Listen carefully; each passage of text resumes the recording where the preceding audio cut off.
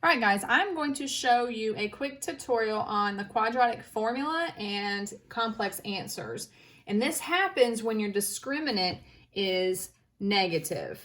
Okay, so this happens when discriminant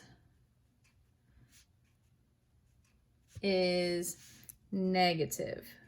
And we all know if your discriminant value is negative, you can't take the square root of a negative number, so my quadratic, my parabola, never touches the x-axis. That just means there's no solution.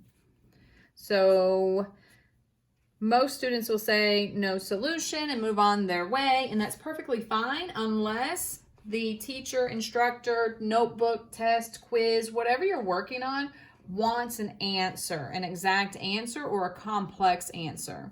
So we're going to talk about these complex answers. And what happens is that's when you're trying to take the square root of a negative number. Right now, you've always been taught you can't take the square root of negative numbers, because if you do, you get what is called a non-real answer. And so there's a way around that. They've called them imaginary numbers or complex answers. So what we do is we take this negative out and it becomes an I. And then we can simplify the square root of 4. We know the square root of 4 is 2. So my answer is 2I. Think I for imaginary. So anytime you have a negative under the radical, it simply means I. Okay, so square root of negative 1 equals I. So that is an imaginary number. It's a complex answer. So say I was working with a quadratic function and my teacher said that I needed to solve it.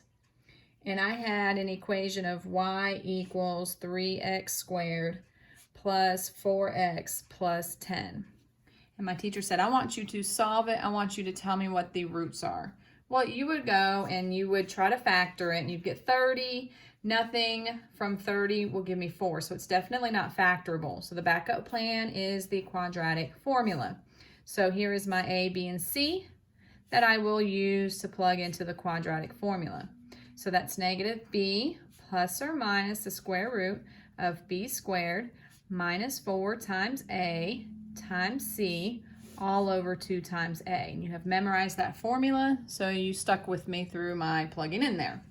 Then you go to simplify this, and I've simplified 2 times 3 is 6, so that's my denominator. My discriminant is 4 squared minus 4 times 3 times 10, and I get a negative 104.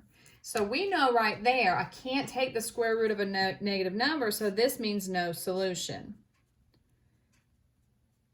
And so if your instructor says you can have no solution answers, then you would be done.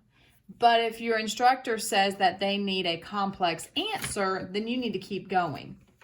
So how do I keep going? Simple. You're going to simplify the radical. So over here on the left, I'm going to write down negative 104, and I am going to simplify negative 104. Of course, I know that negative is going to give me an I answer, so I'm going to ignore that for now, and I'm going to simplify 104. I know 2 times 52, 2 times 26, 2 times 13, and I'm pretty much done there, so I'm going to cross all this out. Whoops, don't cross out your 13, you didn't break him up. All right, so I have a pair of 2's with a leftover 2 times 13. So this radical, negative 104, is going to become a 2I. Your I always comes after the number. It's like a coefficient is the 2, and then the I is just like a variable, but it's not. It's an imaginary number. Square root of 26. So this part has been simplified to 2I radical 26. So the rest of it I just bring down, which is my negative 4 plus or minus over 6. So you're almost done. All you have to do is make sure that you reduce your fractions.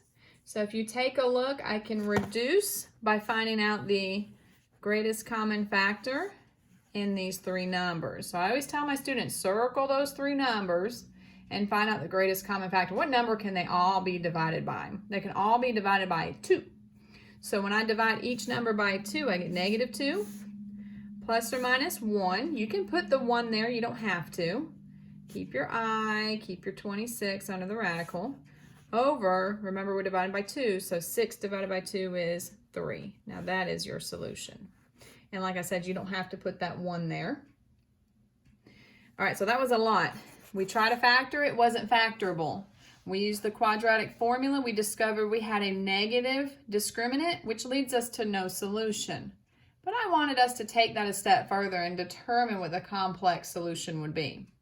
So we simplified the radical over here on the left. We did a little factor tree. We determined that the square root of negative 104 is 2i radical 26. Then we have these 3 magic numbers we have to reduce. So they all divide by 2.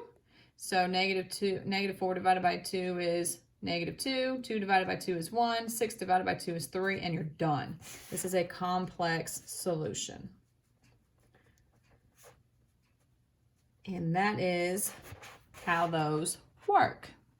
Thanks for watching.